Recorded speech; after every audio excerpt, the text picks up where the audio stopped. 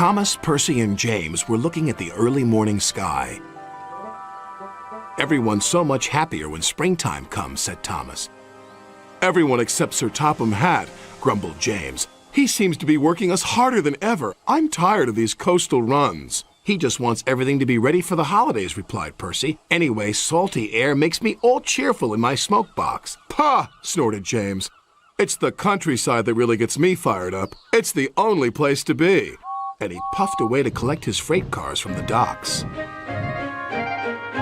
Thomas and Percy had to take some empty freight cars to the scrap yards.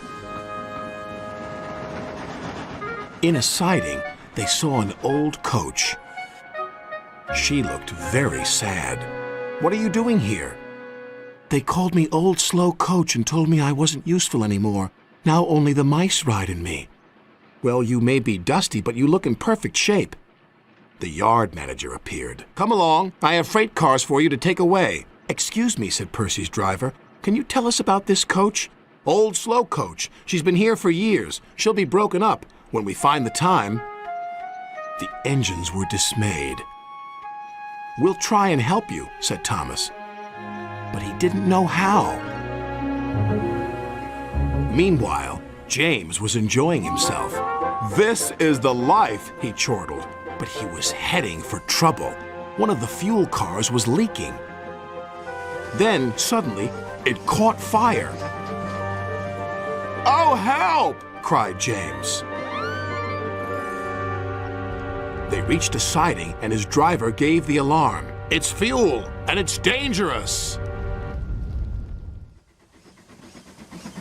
As Thomas and Percy approached the junction, they saw the smoke and a guard waving a red flag. "Sparks from James's funnel have set the cars ablaze," he called. "The fire is under control, but it's quite a mess." "You said the countryside got you all fired up, James," said Percy, "but I didn't think you meant it in this way." "Ha!" snorted James. "It was the stupid car's fault, not mine." "It's safe to proceed now," called a fireman. Thomas and Percy now felt sorry for James. It wasn't long before they reached the station.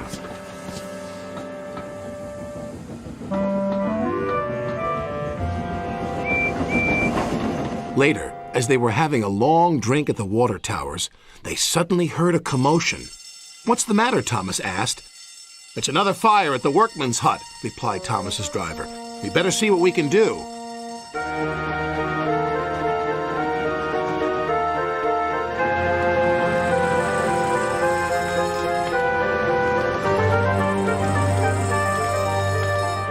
The fire engines had a big problem.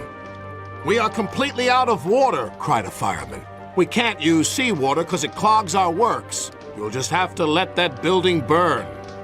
Then Thomas had an idea. "Why don't you use the water in our tanks? We've just refilled them." The firemen wasted no time. "You're very clever engines," chuckled their drivers. Soon the fire was out, but the hut where the workmen lived was destroyed. "The men can't sleep on the beach," said the foreman. "What about Old Slow Coach?